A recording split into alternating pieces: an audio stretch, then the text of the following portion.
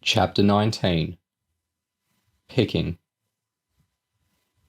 The Survivor warehouse was directly across the road from the mall. It was a giant single-story box built from corrugated aluminium. James and Paul headed out of the blistering sunlight, through a set of double doors, and into a reception area that seemed dark until their eyes adjusted. A foreman with soggy patches under his arms sat behind a chipboard counter. "Hey Joe," Paul said. "This is James, the new kid. I need a couple of stations next to one another so I can show him the ropes." Joe reached under the counter and took out 2 plastic discs with numbers on, like the ones you get when you try on clothes in a shop. "You'll want some water, James," Paul said, pointing to a wire rack stacked with clear plastic bottles. Both boys grabbed a bottle before heading through another set of double doors and into the warehouse proper. The first thing that hit James was the heat. There was no air conditioning. It was 35 degrees outside and hotter in. The lines of shelving were stacked 5 meters high with videotapes, CDs, DVDs, and books. Some were on their own, others bundled into elaborate packages like the one James had seen in Emily's room the afternoon before. After passing between 100 meters of shelving, the boys reached a line of 20 workstations at the front of the warehouse. They found stations 18 and 19, and Paul showed James what to do. Each station had a computer, which printed off orders for Survivor tapes and merchandise. The front sheet was a label and invoice for the customer. The back sheet was for the picker. The picker's job was to head into the lines of numbered shelving and grab the correct items. Once you'd rounded the order up, you took an appropriately sized box from the flattened stacks alongside each station, placed the items inside, and positioned it under a flat plastic tube that led up to the ceiling. There was a foot pedal on the floor, which unleashed a torrent of styrofoam packaging chips to fill the box and stop the items getting damaged in transit. Once the goods were packed tight, you stuck on the address label, tucked the invoice inside, and sealed it with either brown parcel tape or binding strips.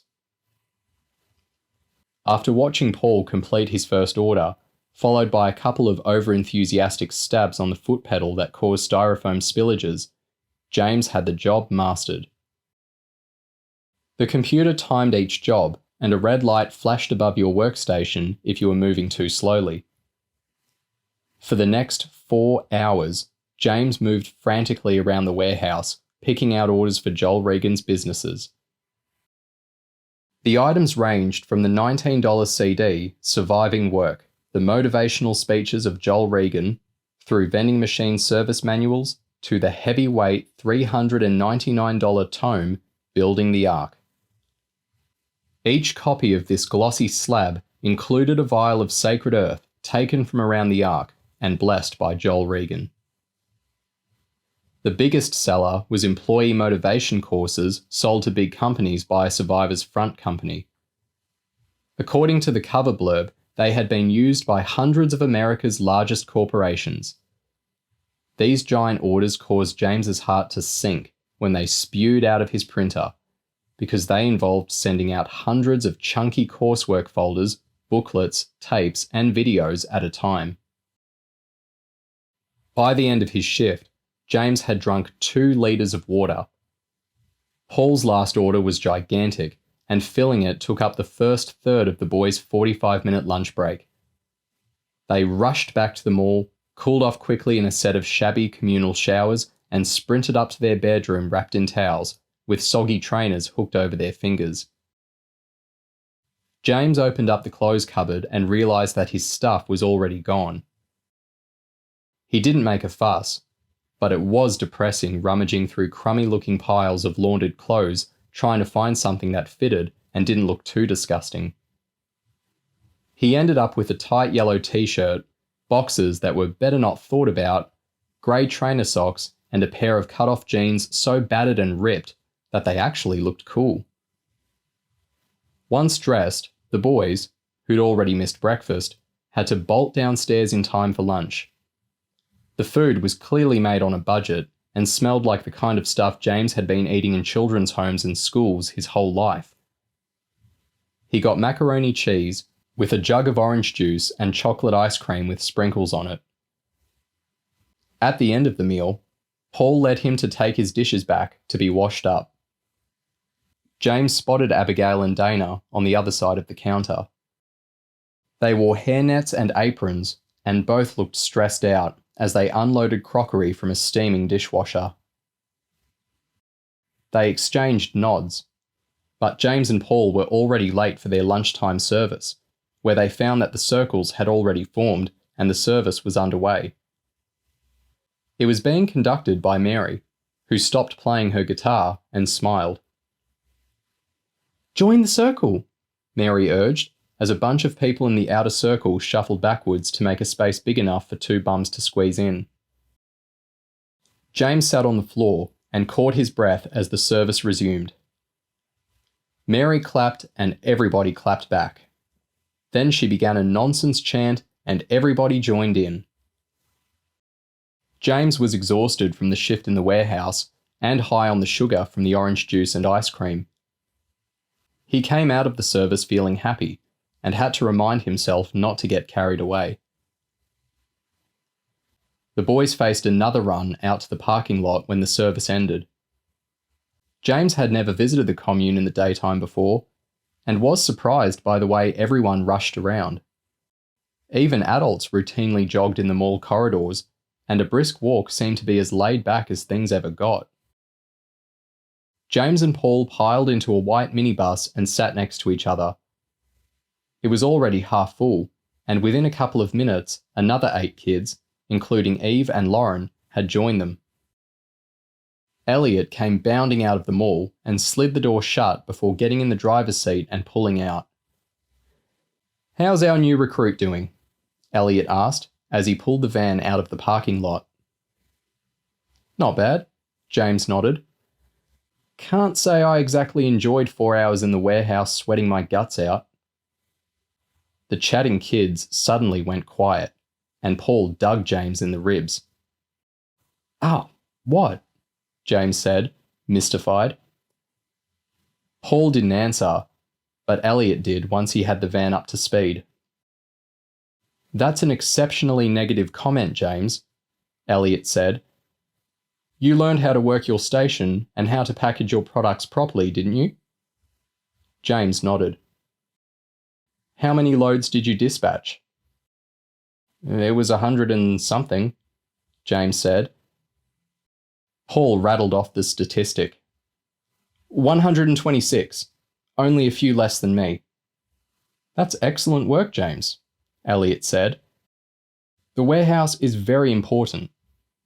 Every one of those products makes us money that goes towards building and maintaining the Ark. In a way, James, what you do in that warehouse is your contribution to building the Ark. Do you understand?" "Yes." "Okay," Elliot said. "So, next time you work a shift in the warehouse, try and imagine that each book and each DVD you carry is a brick for the Ark. And set yourself a target. Make it your goal to dispatch 150 items next time. Some of our best people average more than 50 dispatches an hour." James really hated Elliot and his upbeat attitude. But he was supposed to be fitting in with the cult and all its gobbledygook. "I'm glad I'm an angel," James said. "I'll try not to be negative." "Good stuff," Elliot smiled. "That's what I like to hear." They headed to an arts and leisure complex on the Brisbane River known as South Bank. The area had galleries, a market, restaurants, parks, playgrounds, and a man-made beach. The kids piled out of the minibus, and Elliot began handing out plastic tubs with coin slots in the top. "Okay," he yelled. "Good luck. There's a lot of people around, so get out there and start earning. Let's see if the 12 of you can raise $1,000 this afternoon. I'll be picking up from here at 5:45. Do not be late. I'm on an exceptionally tight schedule today. James strolled over to say hello to Lauren, Eve, and a couple of the other girls. James looked at Eve. I was expecting to see you this morning. I'm glad you became an angel, Eve said flatly. James spoke to a couple of the other girls, but they all seemed reluctant to answer. Eve organised the 12 kids into 4 teams of 3 and sent them off to cover different areas of the South Bank complex. Lauren got the nod when she asked to fundraise with James and Paul. So what's the cause? One of Lauren's pals asked. Eve smiled. Cancer research. That's a good moneymaker, and we haven't used it for a while. Paul headed off with Lauren and James in tow. Whenever James passed someone, he'd smile and shake his coin box. Australian cancer research. About every third person found some coins to stick in the box. I thought we were raising money to build the Ark, Lauren said when nobody was nearby. We are, Paul said, but there's a lot of prejudice against the survivors. If we say it's for the Ark, we don't make a cent and get a load of abuse to boot. Lauren's mouth dropped open. But that's lying. Paul shook his head confidently. You can lie to devils, Lauren. They don't really count. They ended up in a park a kilometre from where the van had dropped them off. Paul stood by a gate and told James and Lauren to head for the other entrance. James shook his box at a passing family. Australian cancer research, he grinned. The man handed a bunch of dollar coins to his toddler son, who reached up and put them in the box. Thank you, James said enthusiastically.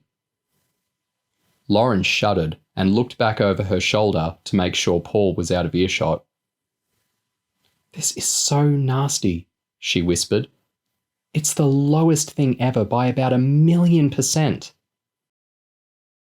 Australian cancer research, James said to a passing pensioner, who ignored him. He turned and looked at Lauren. I know, sis. Just grit your teeth and remember that it's for the mission. And this cult is totally sexist. Girls get all the domestic stuff. If you think 4 hours filling up boxes is bad, you should see what I've got. I spent this morning polishing floors. Tomorrow I've got 4 hours in the laundry. James shrugged. What can I say, Lauren? We knew this mission was going to be tough. At least we know the evenings are a bit mellower, and there's school Monday to Friday. I know, Lauren said, shaking her head slowly. I'm just having a little rant to get it out of my system. She rattled her tin at a passerby, Australian cancer research, and got a few cents for her trouble. James grinned, trying to cheer Lauren up. When I've got a few more dollars, I'm going to crack this baby open and buy an ice cream. You want one?